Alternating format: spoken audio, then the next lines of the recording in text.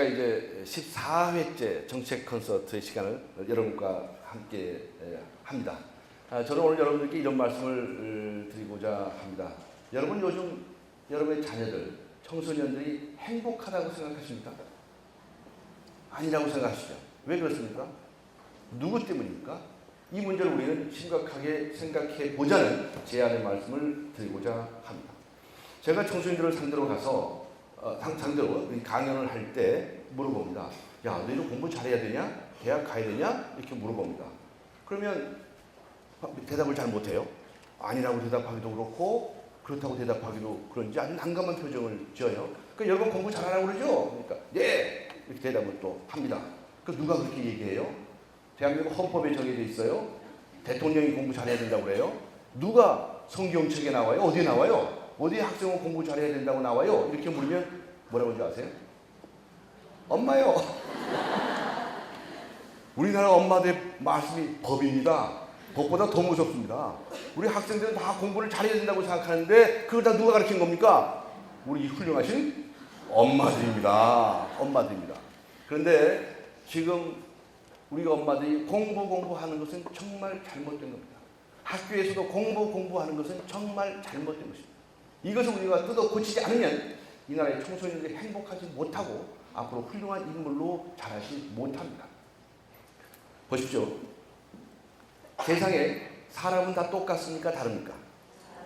다 다릅니다. 이 자리에 계신 많은 분들 생김이 모두 다르시죠? 마음 씀씀이 모두 다르시죠? 키도 다르고 몸무게도 다 다릅니다. 이 70억 인구 중에 여러분 한 분 한 분과 똑같은 사람이 단 한 사람이라도 있습니까? 없습니까? 없습니다. 모두 다릅니다. 그렇다고 한다면 이 한 사람 한 사람의 타고난 달란트가 모두 같습니까? 다릅니까? 다릅니다. 다릅니다. 다시 말하면 공부 잘하는 달란트를 타고난 사람도 있고 공부를 못하는 달란트를 타고난 사람도 있습니다. 맞습니까? 그렇죠? 네, 왜 웃으십니까? 공부 못한다는 말이 그렇게 마음에 드십니까? 공부 못하는 달란트를 타고난 사람들은 반드시 다른 달란트를 하나씩 둘씩 타고 났다는 사실 때문입니다. 보십시오. 여러분이 좋아하시는 김연아 선수, 박지성 선수가 학교 다닐 때 공부 잘했다는 얘기 들어보셨습니까? 공부할 시간이 어디 있었습니까? 축구하고 스케이팅을 했습니다. 이 사람들은 공부에 달란트가 있는 사람입니까? 축구나 스케이트에 달란트가 있는 사람입니까? 맞습니다. 따라서 이 김연아 선수나 박지성 선수가 세계적인 스타가 된 것은 바로 자신의 타고난 달란트를, 소질과 적성을 일찍 발견했기 때문인 것입니다. 그래서 세계적인 스타가 된 것입니다.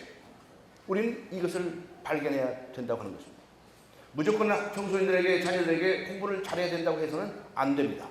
일찍 우리는 청소년들의 자질과 소질을 발견할 수 있도록 해야 됩니다. 그런 의미에서 대한민국의 교육과정을 완전히 뜯어 고쳐야 됩니다. 국어, 영어, 수학 달달달 외워서 잘 외워서 점수 잘 맞는 사람이 잘난 사람이고 못 맞는 사람이 못난 사람이 결코 아닙니다. 우리는 그저 국어, 영어, 수학의 공부에 목을 매서 살고 있습니다. 그런데 어떤 한 청소년이, 학생이, 자녀가 나는 정말 공부에는 젬병인 재주를 타고났습니다. 나는 축구가 제 소질입니다. 그런데 허구한 날 공부하라고 구박하면 행복하겠습니까? 행복하지 못하겠습니까? 행복하지 못합니다. 따라서 대한민국의 교육제도를 완전히 바꿔야 됩니다. 이 재능을 발견하기 시작하는 것은 뇌과학적으로 볼 때 아주 어렸을 때부터입니다. 대체적으로 3살, 4살, 5살 이때는 이 전인적인 성, 이 전두엽이 발달하는데요. 동시에 이때는 예술적인 기능이 발달합니다. 모차르트가 몇 살부터 피아노를 쳤다고요? 3살, 4살이라고 하는 이유가 뭐냐? 이때는 이 부분이 발달을 해서 예술적인 기능은 일찍부터 두드러집니다. 근데 보통 사람들의 경우에는 평균적으로만 성장하겠죠. 그 다음에 축두엽이 발달합니다. 언어 기능입니다. 그 다음에 두정엽입니다. 아인슈타인이라고 합니다. 과학적인, 수학적인 기능은 이 두정엽에서 관장을 합니다. 그런데 10살, 12살 이렇게 넘어갈 때 이 부분이 발달을 합니다. 그래서 우리는 아이들의 성장 과정에서 그 시대에 맞는, 그 시기에 맞는 적성들을 찾아서 개발해 줘야 됩니다. 그리고 중학교에 들어가죠. 중학교는 사춘기입니다. 사춘기여서 이 친구들은 소위 말하는 아이덴티티 크라이시스를 겪는 겁니다. 그리고 특히 이 후대의 발달에서 시각이 발달합니다. 그래서 사사건건 남들과 비교를 하게 됩니다. 여러분, 아이들이 중학교에 들어가면 갑자기 거울 보는 시간이 많아지는가요, 줄는가요? 이상합니다. 이상이고 맘모시를 옷 사달라고 졸르고 막 그럽니다. 그게 후대의 발달에서 그렇게 나타나는 것입니다. 그래서 이렇게 고루고루 뇌가 발달하는 시기에 따라서 그 아이의 두드러진 적성을 찾아야 됩니다.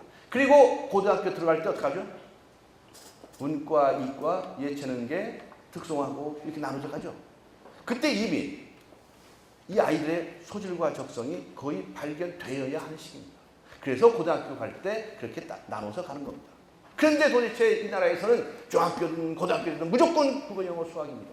이래가지고 아이들이 제 적성을 제대로 발견하겠습니까? 못하겠습니까?